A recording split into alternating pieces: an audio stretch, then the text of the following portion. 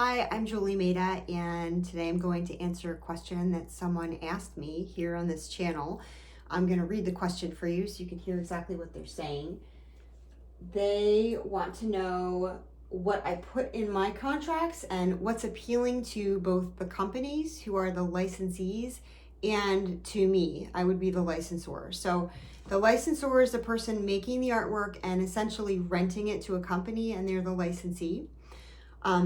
Please take everything I'm saying. I'm not a lawyer and I do not speak legalese. So please take everything I'm saying as experience and not legal advice. But I'll tell you what I know and what I like about the contracts that I am involved in. So first thing, I made a little list so I wouldn't forget the things I wanted to cover. Big companies will typically have their own contract, and it's up to you to either negotiate it or accept it the way that it is. If you're working with a smaller company, you will often have to make your own contract if if they don't license with people like frequently.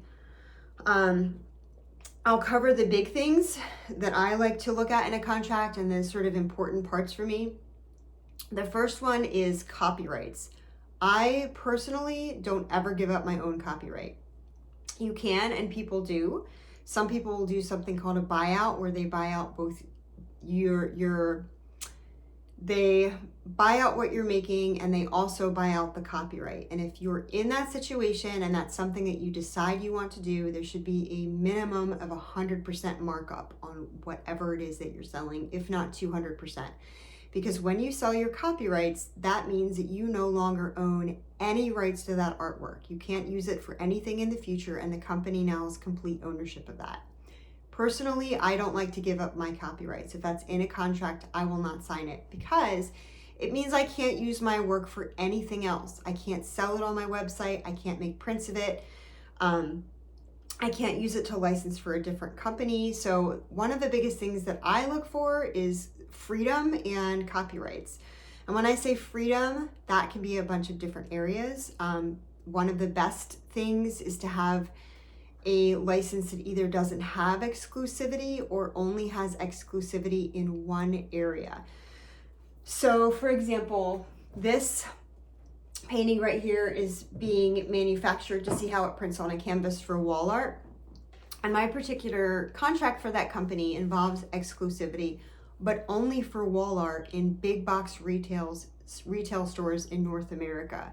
So that means I can still use that same artwork on like dishware or a greeting card or a tea towel or literally any other area I could use that in, and I could license it to another company at the same time. So that's a really attractive thing, is when a company doesn't have any exclusivity, meaning you can just reuse that artwork anywhere, or if they want some exclusivity, to only have that in one category. So this is just for wall art and you can use it in different areas. For example, you could have a design that's being used for gift wrap, but you make your contract or you negotiate your contract so that it's exclusive only for gift wrap. And if you want to take that same design and use it on fabric, you can. Companies generally like exclusivity. That's one of the things that's attractive to them because it gives them buying power and it makes them unique. And a good way to come to a happy medium there is to do just the one product category. What else? Like I said, I took notes. Being able to sell your own art too. Some companies are okay with you selling your own art, and some companies are like, no, we only want to be the ones selling it for the next 18 months. I prefer to be able to sell my own art on my own website. My contracts all state that I can do that because I'm not competing with their market. If it's a big retailer, I'm not the same market. I'm a little business. So that's another thing to keep in mind. Royalties obviously are a big part of it. Your royalty can be anywhere from like 3 to 10% is typical. The extent of the reach determines the royalty. So if it's a bigger store with bigger distribution, your royalty is going to be lower, probably like 5%. And if it's, I think greeting cards might be a little bit lower than that. I'm actually not 100% sure. But for like smaller boutiques or smaller businesses, their royalty should be higher because they have less of a distribution channel and there's going to be less people buying the art. A couple of other things is that there's a couple of ways that you can get paid. You can either do a flat fee where you just get paid upfront, or you can do a royalty, which is when a company sends you a royalty check for based on what sells. Royalties are usually the gold standard because you can make an unlimited amount of money that way. But for a smaller company, they might want to work with you on a flat fee. And both ways are okay. It just matters what you're comfortable with and what works for everyone, because ideally a contract is supposed to work for both parties. You want it to be a win-win situation. The only situation that I personally wouldn't do is I wouldn't do a flat fee and give up my copyright, because again, I want to own my own art. That's just me. People do that and they choose to do that, and that's okay. That's just the way that I operate. You can sometimes negotiate products into your contracts, which is really fun. So if you're doing like home decor and you're making pillows, your manufacturer or your licensee may be willing to send you some of those. And it's cool because you can promote that on social media, you can put it on your website. Sometimes it's just awesome to have a product that you made in your own hands. So some companies will do that, some won't. It just depends on if they're like print on demand companies. Typically won't do that. You have to order those.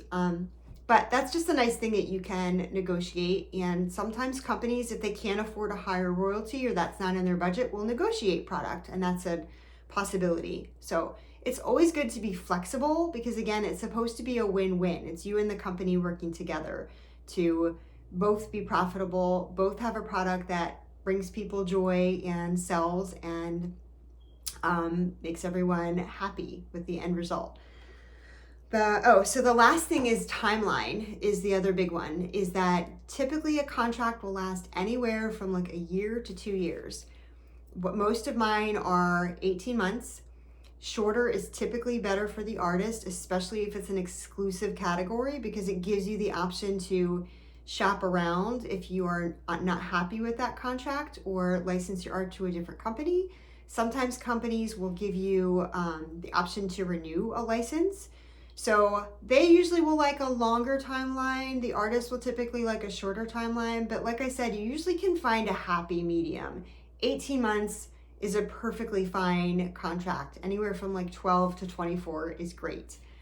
What else?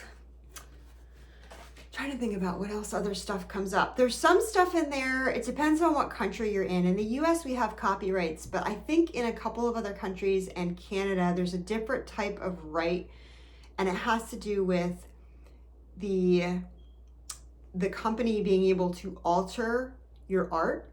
And that's something that's sort of a case-by-case basis. So one of my licensors or licensees will send me like a proof before they alter anything to make sure I'm okay with it, which is great. I'm fine with that personally.